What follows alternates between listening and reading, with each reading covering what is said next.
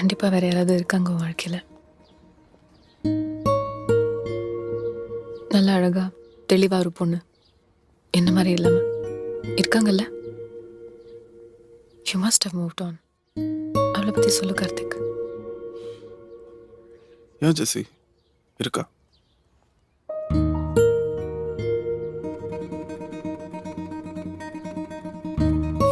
She's very beautiful. ரொம்ப இன்டென்ஸான ஒரு பொண்ணு. நல்லா பேசுவா.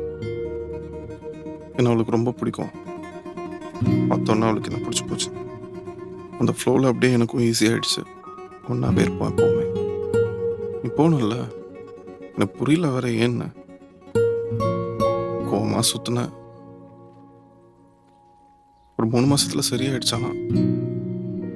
ஏன்னா மெட்டா அதுக்கப்புறம்